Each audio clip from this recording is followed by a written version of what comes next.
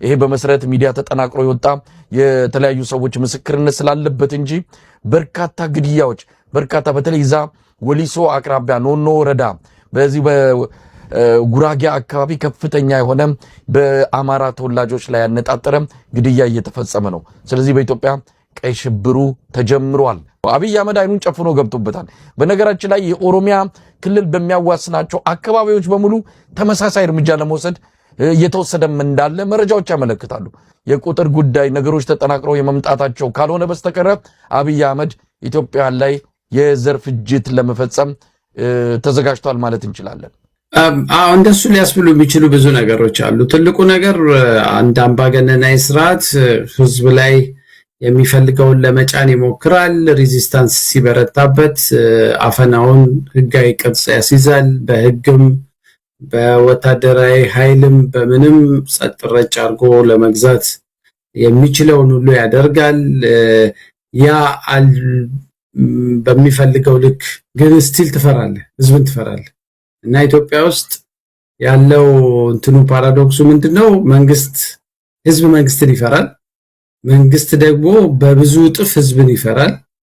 ስለዚህ የሚወስዳቸው እርምጃዎች ሁሉ የፈሪ ዱላ ነው የሚሆኑት። ይሄ ህዝብ አንድ ቀን ከተነሳ አድፍጦ ቆይቶ በሆነ ሰዓት ላይ ከተነሳ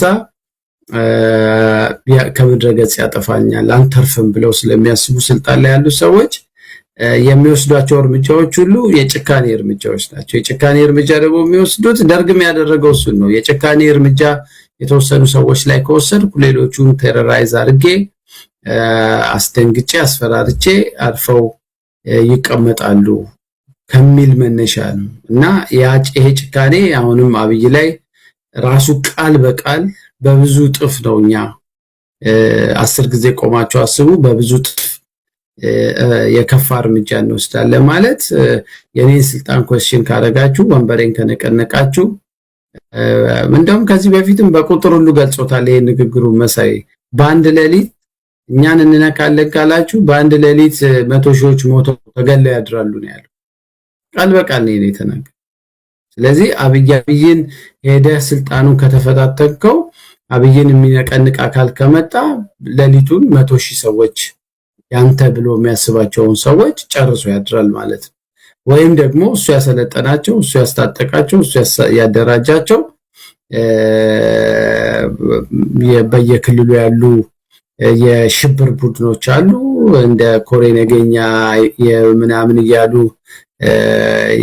የተለያየ ስያሜ እየሰጧቸው ያደራጇቸው ኃይሎች አሉ። እነሱ የትኛውን ቦታ ላይ ሄደው ሚሽን ይሰጣቸዋል፣ ጥቃት ይፈጽማሉ ማለት ነው።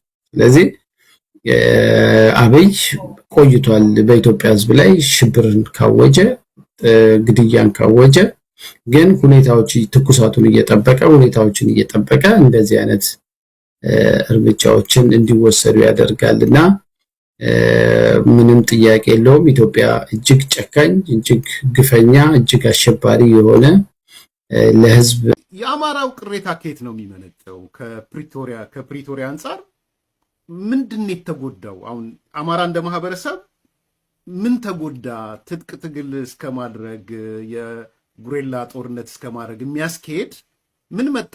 ጀነራል ባጫ ምንም የመጣ ነገር የለም። ምንም የመጣ ነገር የለም። ከኔ ጋር ቲፒኤልኤፍን ሲዋጋ የነበረ በማግስቱ ቲፒኤልኤፍን ቦታ ስናስይዘው ፕሪቶሪያ ምናምን ሲመጣ አማራ ተገደለ ብለህ እኔ ስትወጋ ምንድነው ኮዙ? የጎሪላ ውጊያ እኮ ዝም ብሎ አይነሳም። ኮዝ እኮ ሊኖረው ይገባል። ማን ነው የገደለው? ከወያኔ በላይ የገደለ የለም። ኦሮሚያ ክልል ውስጥ ይገደላሉ። አዎ የገደለው ሽፍታ ነው። በጋራ ነው የምናጠፋው። ለብቻ ለምን ይሄዳሉ? ወንድሞቻችን ናቸው። እነሱ አማራ ክልል ጠመንጃ ይዞ በረሃ ስትገባ ኦሮሚያ አካባቢ የሚገደለውን መመለስ አትችልም። ምክንያቱም ኦሮሚያ ጋር ነው መዝመት ያለብህ። ስትዘምት ደግሞ አንድ ላይ ሆነን በደንብ ተማክለን በፌዴራል መንግስቱ ተመርተን ኦሮሚያ ክልል የሚገደለውን አማራ ልታድን አማራ ክልል ጠመንጃ ይዘህ ስትሮጥ ያው የነዚህ የኛ ኮሚኮች ምንድነው መርካቶ ጨለማ የጠፋውን ብርህን ወይም ሽልንግህን ፒያሳ መብራት ላይ የሚፈልግ ያክል ነው። ምክንያቱም ኦሮሚያ ውስጥ ከተገደለ እዚህ በረሃ ገብተህ ራሱ የአማራውን ጭቁን ገበሬ ልትገል ካልሆነ በስተቀር ለውጥ አታመጣም። ምንም የተፈጠረ ነገር የለም። ጥያቄ ከሆነ የስ ሁሉም ጥያቄ ያለው ይህም ማቆም ነው። ይህንኑ ጉዳይ ከመጽሐፍ ጋር ላይ 21ኛ ክፍለ ዘመን ጠመንጃ አንጠልጥረ በረሃ የሚከትህ ፖለቲካል ኮዝ የለም። ከውይይት በላይ የሚሆን ፖለቲካል ኮዝ የለም። ታዲያ ምንድን ነው ይሄ? ምንድን ነው ፖለቲካል ኮዙን?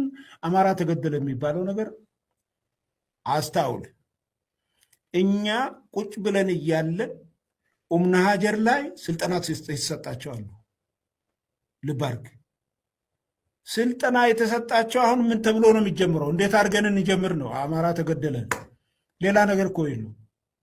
ምክንያቱም ኤርትራ በፕሪቶሪያም በዛ እንቅስቃሴ ውስጥ ኤርትራ ተኮንድፍና ብሎ የለ። ስለዚህ ከዚህ ማስጀመር አለበት።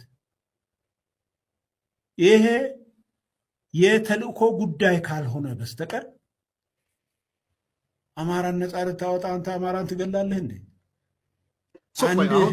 በፋክት ደረጃ የሽምቅ ውጊያ መኖሩን ጀነራል አምነሃል እንደገባኝ ከሆነ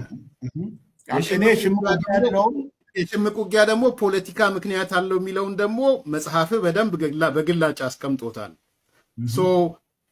ፖለቲካዊ ምክንያት ካለ እና ኤግዚስት ያደረገ የሽምቅ ውጊያ ካለ እንዴት ነው ትሪት የሚደረገው? አይደለም ልንል ነው ወይ ነው እየጠየቅኩ ያለ። አዎ ይሄ ምንድን ነው መሰለህ አፋብን ቴዎድሮስ ከጉሙዝ ኃይሎች ጋር ጥምረት በመፍጠር የግልገል በለስ ከተማን ሙሉ በሙሉ መቆጣጠራቸው ተሰማ። የዞኑ መስተዳድር ግን ለመቆጣጠር ሞከሩ እንጂ ከተማዋን አልተቆጣጠሩም እያለ ነው። የቤኒሻንጉል ጉሙዝ ነፃ አውጪ የሆነው የጉሙዝ ኃይል አንድነት ግንባር ሰራዊትና የአፋብን ቴዎድሮስ 105ኛ ኮር 66ኛ ክፍለ ጦር በጥምረት ከጠዋቱ 12 ሰዓት ጀምሮ እስከ ረፋዱ 3 ሰዓት ድረስ በመተከል ዞን ዋና ከተማ በሆነችው በግልገል በለስ ከተማ ዙሪያ ከባድ ፍልሚያ ሲያደርጉ አርፍደዋል።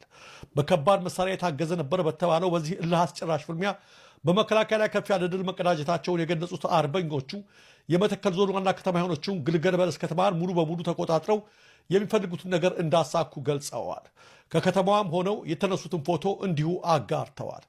የመተከል ዞን ዋና ከተማ በአርበኞቿ መያዟን አስመልክቶ ተጨባጭ መረጃዎች እየወጡ ቢሆንም እስካሁን ከመከላከያ በኩል ጉዳዩን አስመልክቶ የተሰጠ መግለጫ የለም። የመተከል ዞን አስተዳደር በሰጠው መግለጫ ደግሞ የፋኖ ኃይሎችና የጉሙዝ ኃይሎች ግልገል በለስ ከተማን ዛሬ ማለትም ነሐሴ 5 ቀን 2018 ዓ ም ከንጋቱ 12 ሰዓት አካባቢ ጀምሮ ለመቆጣጠር ሞክረው ነበር ነው ያለው። የዞኑ አስተዳደር አክሎም ይህ ኦፕሬሽን አልተሳካም፣ ከተማውም ወደ ቀድሞ ሰላሙ ተመልሰዋል ብለዋል።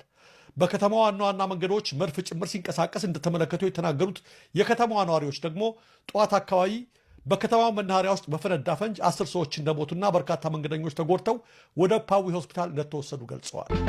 ይህ በእንዲህ እንዳለ በበርካታ አቅጣጫዎች እየተካሄዱ ባሉ አውደ ውጊያዎች የአገዛዙ ኃይል ከባድ ፈተና ውስጥ እንደገባ የሚያሳዩ መረጃዎች ከተለያዩ ስፍራዎች እየደረሱን በኩል የብልጽግና መንግስትን ለመታገል በተፈጠረው ጥምረት ውስጥ አብረው በመቀላቀል ከአማራና ከትግራይ ህዝብ ጋር በህብረት እንደሚታገሉ የአፋር ኃይሎች አምባሳደር ባጫ ደበሌ ኤርትራ ከህወሓት ጋር በመሆን በሉዓላዊነታችን ላይ ግልጽ ጥሰት እየፈጸመች ነው ሲሉ በድጋሜ ክስ አቀረቡ።